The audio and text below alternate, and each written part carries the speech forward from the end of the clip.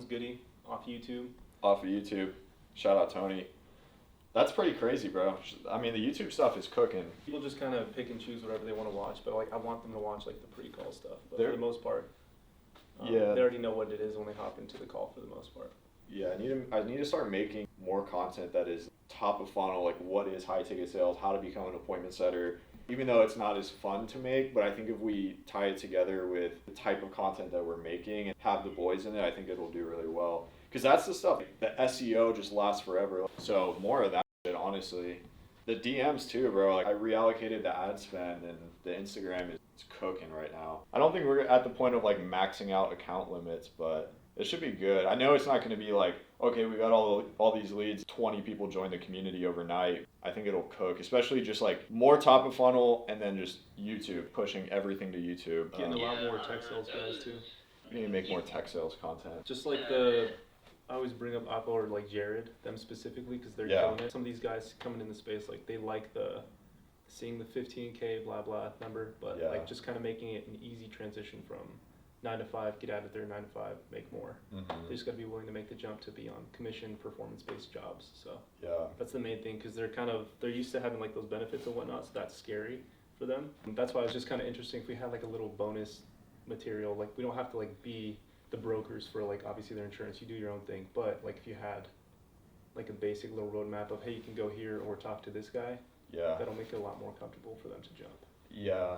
That's something. That's just like an idea. I was just thinking. You know, I have that and I've like referred it to other people. It's not like standard health insurance, but it's basically the same thing and it's way more affordable. Yeah. And that's one of the biggest concerns that these guys have. If you're a tech sales guy and you're not in high ticket sales because you don't want to lose your benefits, I can plug you to somewhere. And you mentioned this clip on your call with this gentleman right here, I'll give you 5% off. Let's do it.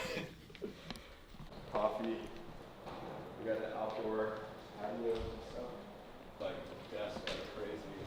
I think Xavier's in there with that. Cooking up, man. Scheming. Just like Diego and Cam's spot. We're at Uncommon. You guys probably don't know about it yet because it's a very exclusive Austin club.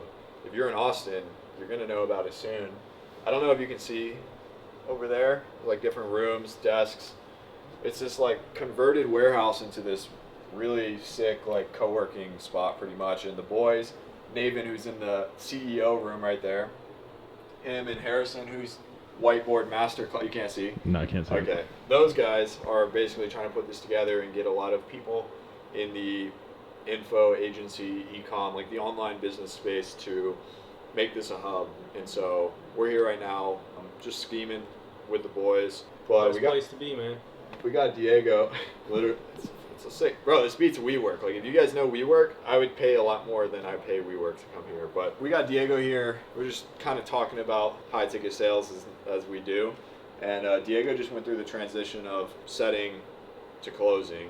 Or he's been closing for a little bit, but like just stop setting, going full into closing, onto closing roles. Actually, believe it or not, he's the guy, if you haven't, he's the guy you talk to when you look into my stuff, and he's there for good reason. But we filmed an interview. We could pop it on the screen back when you did your first month, which was a good month. I guess like for you, man, you went from working at the bank, got appointment setting role, started doing decent, moved to Austin with like the peace of mind. It's like, hey, this actually does work. Yeah. And then now we work together. Like you came in just like anybody else. Now we work together, and now you have a good network. Like the guy in the room next door, you know him, you know Tony, you know me. But like, what gave you the confidence to go from this good setting role where you're like making more than your old job and you got some freedom, flexibility, to go like cut that off and then just go into like closing instead? I think it's definitely one of those things where you kind of got to get the reps. You got to jump in there and really learn like the business processes. Learning kind of like just being in proximity by osmosis with a bunch of good people in the space, being affiliated with Dylan, and also meeting a lot of other people. That's huge. I do think nothing beats like a proper handshake. It is, you don't have to always be like out and about or like be connected like physically with a lot of these people, but kind of putting yourself out there and also putting yourself in the right spot so you can get in the right vehicle, that's huge. So getting on a good offer is one, putting in good work and doing good work is also another one, but being able to kind of like just gamble on yourself and figure it out as you go, that's one of the most things that I feel like a lot of people in the space who have a good head head on their shoulders that they do is they just learn, they adapt as they go.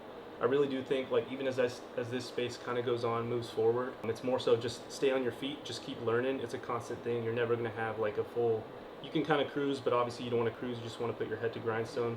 Don't forget to touch some grass, but realistically, it's like, you just got to get in there. The only way to learn something is by doing. You can do all this theory. You can learn 60,000 hours of sales training, but the real thing is actually getting connected with the people to get a role. That's the most crucial thing, and that's what actually moves the needle forward. That's like my 2 cents. This is the kind of guy that you'll run into at Uncommon. I don't have an affiliate link yet, so just hold on. But don't pay yet. Don't join yet. This is Hunter. He runs an e-commerce brand, supplement brand. You've worked with a good amount of high-ticket closers, right? Yeah. High-ticket setters. Yeah. Tell me a little bit about the best one you've ever worked with. The best one I've ever worked with. He was from Serial Sales. I didn't even know that. One of the best closers I've worked with, the one thing that stood out to me about him was he's very initiative. So like he took initiative in everything, and like I didn't have to reach out to him, didn't have to ask him for questions or ask him for KPIs. Like seems like very normal, but the amount of closers and setters I've worked with that don't report back on like taking initiative while doing that kind of stuff. Yeah. That was probably one of the best people we worked with, and he closed the best. He was a grown man, you know, he wasn't a kid. That was probably the big difference. Just someone that like has initiative and can hold their own. Like you don't have to be micromanaging, because the idea of getting, that's what I feel with Diego, and I'm like cool to talk transparently about. Diego works for me and you're the one he talks to. But like I know that with Diego taking the calls of my business, that I can check that box and know that he's not going to do anything he shouldn't, and he does a good job, and I can go focus on other stuff. Yeah. That's what it sounds like. Exactly. That was 1,000%. Can't buy that, and it's invaluable being able to just automate that side of things. Yeah. What about you probably had some not so great stories too. What's like the worst situation you've had with a 1099 sales rep, setter or closer? I would just say like the biggest issue I run into with setters is like young kids trying to get started, which I respect the hustle, but like over promising and under delivering. And like, oh, I'm gonna work 9 to 9, I'm gonna work all day, I'm be in the DMs, I'm gonna do this, or I'm gonna make 200 dials, and they do like an eighth of that. Hire dudes like Axel, hire professionals that, dude, my like favorite person to hire, because we have the agency and like all the teams, it's just people that are like professionals in a different industry and they're looking for their in.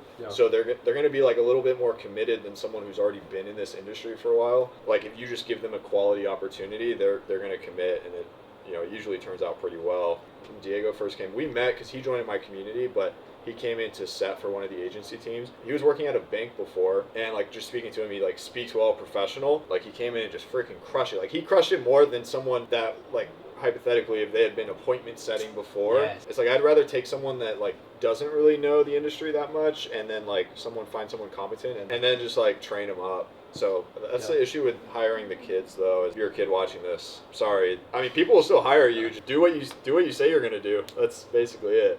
And if you're not a kid, you're a professional coming from a different industry. It's a lot more relevant than you think it is. Like people are seeking that out now. Like knowing that you're not going to just willingly go and hire people without experience or like kids or whatever. So stay away from kids. Dylan taught me that. Whoa, pause. Yo, literally stay away. I taught him that. I had to teach him that lesson. He did teach me that. Yeah. No, I mean and I think that sounds so obvious to like your average person maybe listening to this. Yeah. But when you're in the space, there are a ton of younger people that are trying to break in. They're trying to get their first online money job, and like setting and closing is probably the best way to do that. But if you're a 15 or 16-year-old person that doesn't keep their word, then stay away from us. Yeah. Can we plug your product? Yeah, plug my product. See these things? These things will have you coughing up all of the mucus in your life. So for anyone that smokes, vapes, this is a lung detox product. It's a gummy. It has mullein leaf. Mullein leaf is a natural herb that's been used for centuries to break down the mucus in your lungs. It's filled with a ton of that. Of course, it's in a lot of really other good health, like natural herbs, help with your respiratory system. So yeah, they're blue raspberry flavored. They're really good. You can find them on TikTok or Amazon. Lung detox for like smokers, vapors, people that have sinuses or allergies. You'd be surprised of what you'd cough up. I know like I cough up mucus all the time. I vape and smoke occasionally, and I still cough up everything. Try them out. Try them out. That little circle action. Pip? Negative $597 in this bank account. Oh. So. Yikes. But he got a pip earlier. But does he have credit cards that he could? He was younger. Oh, yikes. Damn, dude. That's rough. How did he get through the booking form? Cause he was really warm. He was like, dude, I'm ready to buy right now, and I was like, All right, let's run through it. With what? Yeah, he was like, "What's the minimum payment?" I was like, "Dude, Yeah. unfortunately, we don't have negative Yeah. payment plans." Like, so. So you pay me to do this, Yeah. but you did get a 4K PIF. What, an hour ago? Yeah. Nice little Phil commission. Vance. Phil Vance. So did this man. Nice little honey bun. Yeah. Can't better than the poke in the eye, man. So far, dude, it's day one of Uncommon. We got a couple of PIFs rolling around. Well, appreciate the cameo. Cool, bro. I might buy some of those. Just try them out, you know. Just hit me up. I'll Get a give you a couple bottle. I'll give you a flavors. bottle. I want to. Are those boys whiteboard scheming? Nah, you're good. You can 100% go walk in there. I want to just go like talk to people. You can. For the YouTube video. 1,000%. They're just. Who's the? It's. Is it all the ecom guys? Yeah, it's all ecom guys. We still Everyone just knows like ecom, totally. Except for Ben. Ben's the only non-ecom guy in there. Let's go ask Ben some questions. Yeah. Serial salesman. You're not on a call? Just grinding? Yeah. We're just filming some content. You want to say hi? Hi.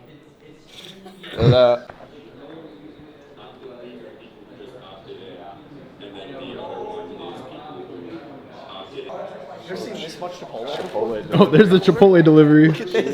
If you guys, I know we're kind of blowing up on YouTube right now, but if you don't follow me on Instagram yet, you should. I post there pretty much daily on high ticket sales and that kind of stuff. And recently, I maxed out. I have these like highlights, and I'm getting blown up right now. I have highlights of like wins. Like I don't know how well you can see wins 4, wins 3, wins 2, but each one of those is 100 wins, and we just started wins 5. So that means we posted 500 wins. And when I say wins, what is it? Like screenshots of people getting hired, accepting jobs, making commissions, quitting their jobs, their W-2 jobs, like buying Mustang GTs. And you can literally just tap like speed. We might need to speed this up. Anyways, that's just going back to October. And then I started this new one, wins 5, February this month. So look, it's us. There's us. Yeah, that's pretty crazy. I've been posting wins since 2023. I've been doing this since 2022, posting since like mid 2023. And I don't post all of them either. Pretty cool. We just hit that milestone, 500 wins posted. I don't like to post the small ones. Like accepting a job is one thing, but accepting a job and making $10,000 per month in the job, like I would rather wait to hold out and post a bigger win. So I don't post the small ones as much, but I mean, 500 of like some pretty sizable wins, pretty cool in my opinion. So go check those out. Instagram, pop tag here, follow me. Yeah, and then look at this one too. ATX recap. We're gonna start hyping it soon, but the meetup that we had in Austin, you gotta be there, guys. It's the best time. We'll probably come to this spot, honestly, do something cool here if they still have the space. So, how old are you again? 19. I turned 20 This guy's 19. He's or like a week. He's lapping everybody in this place. Nah, I right wouldn't now. say that. You run a coaching Agency. agency. Marketing agency. Okay, marketing agency for, it was wholesalers, Yep. but now it's like, Wholesalers, flippers, real estate investors. We just switched our angle. I want to talk about just like sales and Yeah. how you got into that, because you do really well, but also the fact that like I interviewed for you like 2 years ago. Yes, you did. Dude, I was telling Nathan about all that, yeah. So it's funny because what was it? You were hiring like a closer or sales manager. Yep. And I think I was still running the community, but I was like looking for something, and we ended up I'll tell you. interviewing. So I was looking for a closer at that time because this was 2 years ago. So I was stuck at around $50,000 a month in my agency, and I found out that I was the bottleneck because I was doing all the closing all day long. I hated my life, right? And I'm like, hey, I need a closer. So I reached out to a recruiter, and a recruiter introduced me to you, right? Yeah. We hopped on. I remember at that time you're in San Antonio. You're sitting in your little apartment or something, and you told me that you're like, hey, I'm just closing on the side, just to make some extra money. That way you can build your sales community. And for me at that time, I was looking for like an all-in, dedicated. So like it happened. I didn't get hired, guys. This is Yeah. the reality. Sometimes Yeah. you take shots, sometimes they don't go in. It's Exactly. just what But it is. dude, it truly is respectful and commendable that what you've built so far now has been I incredible. appreciate it. So and then we just met up a few months ago. Yeah, at the event. I was brought in with the agency guys, Cole and Jake, to like have this dinner and do this like mastermind thing, and then he's just there, and I'm like, wait, like, dude, you didn't hire, like, I applied to work with you, and like we didn't, it didn't go anywhere, but like it's just crazy. Things progress, and now your business is doing a lot better from what I understand as well. So. Yes. So, well, obviously business has its up and downs. we spoke like 2 years ago, and then that year of 2023, I believe, I tried to build a sales team 3 times. It failed, right? I had no idea what I was doing. I was a terrible leader, no data, none of that, right? So I hired a consultant who used to consult for one of Mosey's portfolio companies. I brought him in, and in 3 days, I got off sales calls, and I was like, holy shit, amazing. Yeah. So we found one closer and one setter that scaled us to like 184,000 a month. Nice. Like that, right? And then shit just started dropping through because it was my fault. I didn't know what I was doing. I just stopped. I just stopped looking at KPIs. I just stopped caring because I'm like, okay, he's running sales huddles. Yeah. I'm paying a base and I'm out, right? And then money stopped coming in. And I was like, wait, this is not good. So I had to like jump back in, and I see all these leads that are not followed up with. I look at the sales calls. I'm like, these are ass, and fired the entire sales team. So this was end of last year. End of November, I had to rebuild my sales team. So I had a setter that came in that crushed it. And then between December and now, like as of last week, we've tried 2 closers that shit the bed. And this is something I actually want your opinion on, because I have a litmus test that I give to closers where it's like, you get 5 live calls, you can't close a single one, you're out. Yeah. Because every single closer for me that has made it has closed a deal in their first day or their first 2 calls, max. Yeah, I know people that do that with like 10 or 20 calls, but 5 I can see. Is it like 1 call close or It's like 2 calls. There's a setter that screens them, sets up Okay. pre-call resources. You don't want like a high ticket closer kid in there, right? Like you want someone No. that can look the part. Dude, you should make the connection with Yeah, I him. will. Just chat with him because he's looking. He's like he literally said like I got some 7-8 figure plays working that Yeah, are just taking I get time. I need like Yeah. short term. I got time, and Yeah. he's good. He actually has real estate like experience. Exactly. And everything. That's what I love. So Yeah. I didn't Sales get hired, Sales but is fun, dude. Sales is a really fun thing. It's like, yeah. I always tell people, because like I have people think of me as successful, so they'll come up to me and they'll be like, Yeah. what is some advice you'd give me? Learn sales. Because sales, if you break it down, it's simply just communication. And everything you do on a daily basis is sales. So if you can convince people to do stuff, you pretty much are Yeah. never gonna lose. It's like articulating value and transferring belief. That's sales. That's- It doesn't matter if you're introvert, extrovert, charismatic, or not. Can you properly articulate value? But yeah, bro. I mean, sales is what you said. Like sales is everything. Sales I is mean, I'm fucking kind of awesome. biased, but like. What's good, Noah? What up, Tony Baloney? About to go roast some dude's offer real quick. Let him know how not to make internet money. Let's go, follow me. Where are we going? Mm-hmm. I was hoping you would tell me that. I'm Dylan Vergara. This dog likes the book. What's up, Brooklyn? Hi. Oh, they're over here. Hey. Over here. Say hi to the vlog. What's up, brother? I can give you a template. I just bro. carry a mug tactic and still drink coffee, dude. run with this? Depends who it is. Dylan, Noah's hijacked your vlog, by the way. These guys are paying us $15,000 to $45,000 a month just on the retainer to create content, drive leads into their DMs, and then monetize those leads with appointment setters and DM automation back in the day. So I've run multiple $1 million a month Instagram funnels or social media funnels, essentially with Instagram shoutouts and PPC, like Instagram ads, driving into lead generation content on their social media to convert. So I have the social proof, I have the background. So this offer structure, the goal is, hey, for $15K, we'll actually get involved in your business, the content strategy, the content process, the hooks, everything we need to do. All right, Sharks, today I am looking for critique and criticism on how I can sell this offer and make sure that delivery is bulletproof as well. I'll go first. I think if you want to scale, if you want to sell this easy as you get your foot in the door, you use the social proof to sell the audit, you use the audit to sell the build, you use the build to sell the retainer. And so when you're taking this like commoditized, but like marketing offer to like this red ocean, like the more that you can separate this, actually show them the value, how it applies to their unique situation by going through those steps. I mean, you're gonna have probably more conversions, but you're gonna end up probably getting more opportunity than if you just go cold traffic, done for you, build and management, and you might pay for the setters or something. Build some steps in there. And then you're collecting data, like you're collecting people that email in that time, like all the people that are, you're like, dude, I scaled Grant Cardone, this, whatever, go here for your free audit, just dump emails, and then out of that, like, it gives you the opportunity to prove competence, which is what gets them to pay you a lot of money on rev share.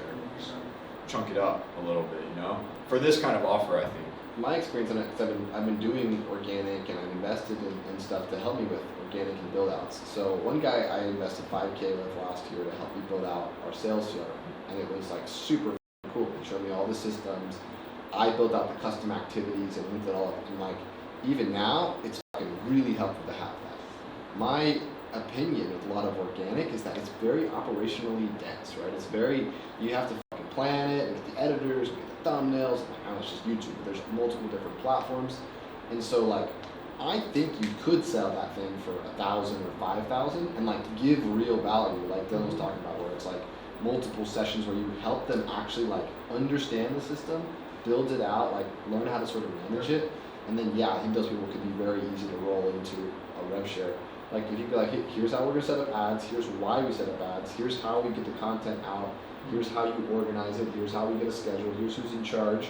Like that's a lot of fucking work. They don't want to like, do it themselves ever.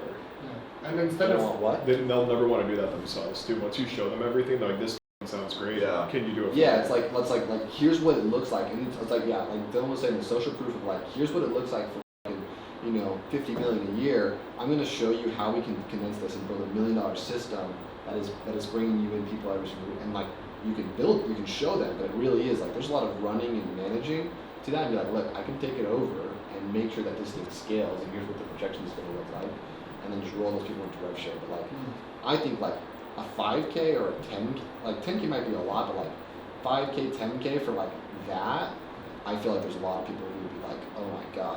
That's literally what I experienced, was like, oh shit, this is very operationally complex, you know? yeah, so I could do, let's say we'll call it 5K low end, the whole hybrid personal brand monetization system. And so Yeah. it's every single step, A to Z of the whole system. And it's like, look, this is everything you need. The only reason you'd bring me on for anything else is to actually run this for you. Yeah, Here's you the don't engine. wanna run it for you, yeah. Yeah. And like you can actually get them results within that time pretty Yeah. easily. But like Yeah, I think yeah. that's something that people are not doing. And then there's no guarantee or promise in any way, shape, or form on the system. It's just here's the system. And so that's sold on social proof and the clarity of deliverable versus the back end is where you're actually responsible for the result. Cool. Thank you, Pookie Bears.